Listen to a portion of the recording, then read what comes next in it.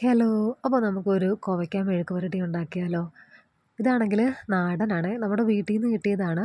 നമുക്കൊരു ചെറിയൊരു കോവലിൻ്റെ വള്ളിയുണ്ട്.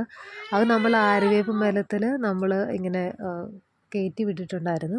അപ്പോൾ അതിനകത്തുനിന്ന് കിട്ടിയതാണ് ഈ കോവയ്ക്ക. 8 എങ്ങാണ്ടേ ഉള്ളൂ. എന്നാലും കുഴപ്പമില്ല. ഒരു ചെറിയ മെഴുക്ക് പുരട്ടിക്കുണ്ട്. ഇപ്പം നമ്മൾ കടയിൽ നിന്നൊക്കെ മേടിക്കുവാണെങ്കിലുള്ള കെമിക്കൽസും കാര്യങ്ങളും ഒന്നും ഇതിനകത്തില്ലല്ലോ. പിന്നെ നാടൻ കോവയ്ക്ക ആയതുകൊണ്ട് നല്ല ടേസ്റ്റുമാണ്. പെട്ടെന്ന് എളുപ്പത്തിൽ നമുക്ക് വേവുകയും ചെയ്യും. അപ്പോൾ ഞാനത് വട്ടത്തിലാണ് അരിഞ്ഞത്. അപ്പോൾ ഇങ്ങനെ കേട്ടിട്ടുണ്ട് ഈ കോവയ്ക്കയുടെ കുരു കുറച്ച് കിഡ്നി സ്റ്റോണൊക്കെ വരുമെന്ന്. അത് എത്രത്തോളം യാഥാർത്ഥ്യമാണെന്ന് എനിക്കറിയത്തില്ല. അപ്പം ആ ഒരു കുരു മാക്സിമം കളഞ്ഞിട്ട് അത് കഴുകിയെടുത്തു. നന്നായിട്ടത് 2, 3 പ്രാവശ്യമൊന്നുമല്ല, ഒരു 3, 4 പ്രാവശ്യമെങ്കിലും നന്നായിട്ടത് കഴുകിയായിരുന്നു. ആ കുരുവെല്ലാം കളഞ്ഞിട്ടായിരുന്നു നമ്മൾ എന്താ പറയുക, അത് ഇങ്ങനെ നന്നായിട്ട് കളഞ്ഞിട്ടാണ് നമ്മളത് ആ വെള്ളമൊക്കെ ഒന്ന് പിഴിഞ്ഞ് കളഞ്ഞിട്ടാണ് നമ്മളെടുത്തത്. അപ്പം നമ്മുടെ കോവലിൽ നിന്ന് ഫസ്റ്റ് ടൈമാണ് ഇങ്ങനെ ഒരു കോവയ്ക്ക കിട്ടുന്നത്. അത് കഴിഞ്ഞ ദിവസം ഇങ്ങനെ നോക്കിയപ്പോഴത്തേക്കും 1, 2 എണ്ണമാണ് കണ്ടത്. ഇന്ന് കുറേ തപ്പിയപ്പോഴത്തേക്കും ആ ചെറിയ ഇലയുടെയൊക്കെ ഇടയ്ക്കു നിന്നാണ് ഇത്രയൊക്കെ കിട്ടിയത്. അപ്പോൾ അതൊരു ഭയങ്കര സന്തോഷമായിരുന്നു. നമ്മുടെ വീട്ടിൽ നിന്ന് തന്നെ നമുക്കൊരു നേരത്തേക്ക് ഒരു കറി കിട്ടുക എന്ന് പറയുമ്പോഴത്തേക്കും അതൊരു നല്ല ഒരു ഇതല്ലേ. പിന്നെ നമ്മളൊരു ചെറിയൊരു സവോളയും കൂടെ നമ്മൾ എന്താ പറയുക, ചെറുതായിട്ട് അരിഞ്ഞിട്ടുണ്ടായിരുന്നു. പിന്നെ ഒരു പച്ചമുളകും മാത്രമേ നമ്മളെടുത്തുള്ളായിരുന്നു. ബാക്കിയൊക്കെ ചെറിയ രീതിയിൽ മുളക് പൊടി ഇടാൻ വേണ്ടിയിട്ടായിരുന്നു.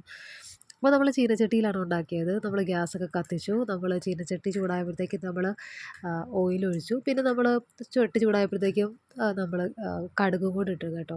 പിന്നെ അപ്പോഴത്തേക്കും ഇങ്ങനെ വേറെ യൂട്യൂബിൽ വീഡിയോകളിലൊക്കെ ഇങ്ങനെ കണ്ടിട്ടുണ്ട്. നമ്മൾ മെഴുക്കുപുരട്ടി വെക്കുമ്പോഴത്തേക്കും ആദ്യം സവോള ഒരു കുറച്ച് നേരം ഇങ്ങനെ വഴറ്റിയിട്ട് ബാക്കി പച്ചക്കറി ഇടുന്ന അങ്ങനെ കണ്ടിട്ടുണ്ട്.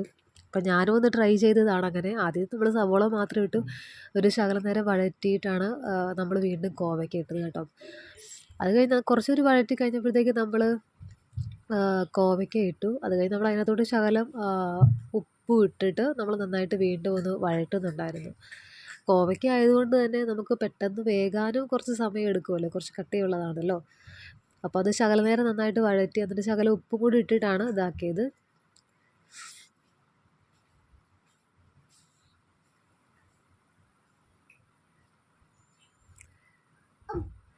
പിന്നെ ടേസ്റ്റ് നോക്കിയപ്പോഴത്തേക്ക് ശകലം ഉപ്പിൻ്റെ കുറവുണ്ടായിരുന്നു. അപ്പോൾ നമ്മൾ ശകലം ഉപ്പും കൂടെ അങ്ങ് ഇട്ടിട്ട് വീണ്ടും നമ്മൾ നന്നായിട്ട് വഴറ്റി കേട്ടോ.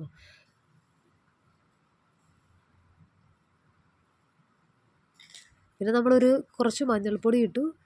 നമ്മൾ വീണ്ടും നന്നായിട്ട് ഇളക്കി കൊടുത്തു.